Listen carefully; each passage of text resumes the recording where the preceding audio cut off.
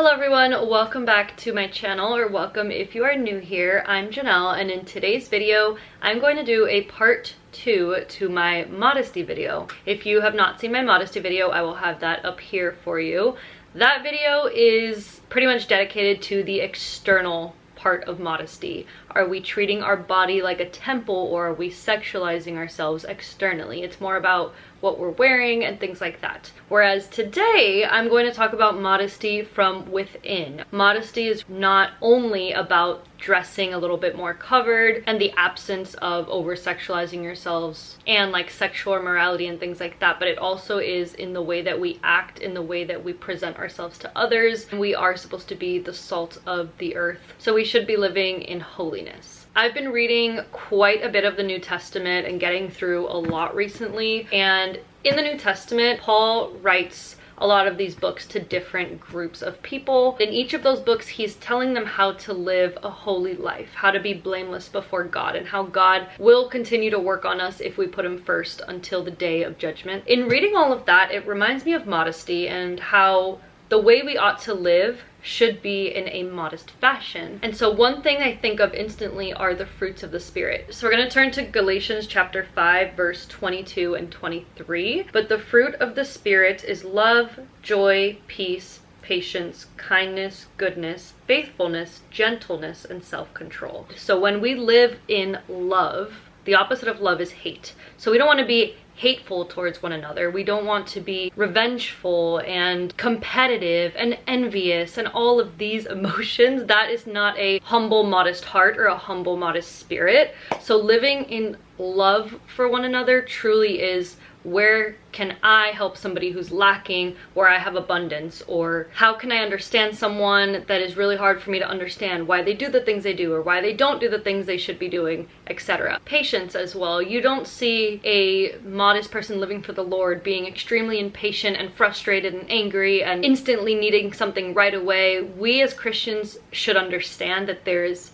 always going to be a waiting period. When you're praying for something, there's going to be the wait before you reap the fruit. Learning to be patient and joyful and continue to live peacefully and in obedience to the Lord is a huge display of modesty, because being obedient is not what you typically see today, and people are so quick to anger and so quick to get impatient. And I feel like a lot of the videos I've been making lately are about this very topic. They're about being gentle, they're about living in joy, they're about being loving and patient and kind, because this is all over the New Testament, and it's so easy to hear this and then go about your life until the next time you go to church or the next time somebody uploads a YouTube video. So it's important to have this in the forefront of your mind day after day. Even if I'm sharing similar things time and time again, I'm incorporating it into every area of my life. It's important that we constantly remind ourselves this. That way, when we go out and share the gospel, or we go out anywhere in the workplace or wherever it is we're going, that we are truly the salt, that we are truly the light in the darkness. When you picture a modest woman, you're not picturing somebody who's fighting, who's getting super angry, yelling at somebody over the counter at the store. That's not a display of modesty, right? So it's about self-control. When we want to get angry, we take a step back. We pray, we think, is it worth getting angry? Is it worth losing control? At the end of the day, I feel so much better when I'm obedient to God and stay self-controlled in times where I just want to go off, you know? There is such a beauty to that, and God sees it. At the end of the day, that's all that truly matters. So I'll go on to verse 25. If we live by the Spirit, let us also behave in accordance with the Spirit. Let us not become conceited, provoking one another, or being jealous of one another, which is basically what I was just saying. Turning over to 1 Thessalonians, which I read today, chapter 4, verse 3. For this is God's will, that you become holy, that you keep away from sexual immorality, that each of you know how to possess his own body in holiness and honor, not in lustful passions like the Gentiles who do not know God. That's both external and internal. Becoming holy and knowing how to possess our own bodies. One that is in the way we dress, in the way that we present ourselves, and also in the way we act in tough situations or joyful situations. The way that we are constantly living with gratitude rather than getting used to what we have and forgetting how blessed and thankful we truly are. Turning over to chapter 5,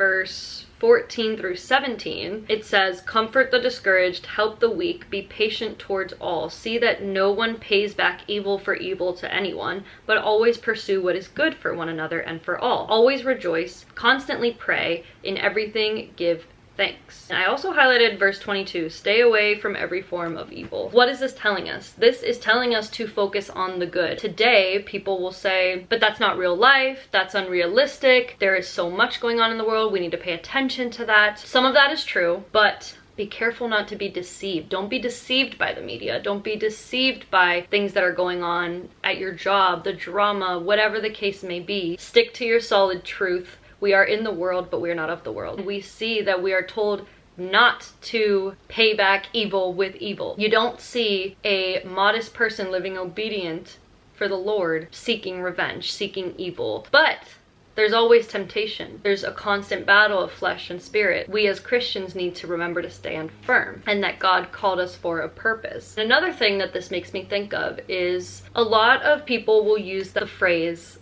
Jesus hung out with prostitutes and sinners. No, Jesus did not hang out with prostitutes and sinners, okay? A lot of people like to use that verse or use that as a excuse to enjoy nightlife, hang out with people that are maybe tempting them or swaying them away from God. And sin is what separates us from the Lord. So if you are in bad company that's separating you from the Lord, that's not somewhere you should be. Now, the Bible actually does say not to disregard them completely and make an enemy out of them, but you want to be careful who you're getting very close to. And I just read that today as well. So let me see where I found that. That's in 2 Thessalonians chapter 3, verse 13 through 15. "But you, brothers and sisters, do not grow weary in doing what is right. If anyone does not obey our message through this, take note of him and do not associate closely with him so that he may be ashamed. Yet do not regard him as an enemy, but admonish him as a brother." We're not to make enemies of people, but you need to be careful because our flesh is constantly tempted and you want to make sure that you stand firm in doing what is right and pleasing to the Lord. So again, that just brings me back to Jesus hung out with sinners and prostitutes. No, he went there for a purpose. He was on a mission to be the light amongst those people. He wasn't just chilling at the bar, drinking and hanging out. No, he went there for a reason. Think about that next time you are tempted to fall into sin and want to use that one, because that just doesn't work for me anymore. But anyway, that is where I'm going to wrap up this video. I hope that you got something from this. 1st and 2nd Thessalonians, I truly encourage you to read those books. They're two really short books that I finished just this morning. I read 1 and 2 this morning, and they're just a couple pages. So definitely something you can get through pretty quickly if you have a short attention span like I do. These are pretty good books for you. If you enjoyed this video, don't forget to subscribe down below. Thank you so much for being here, and I will see you in my next video. Bye.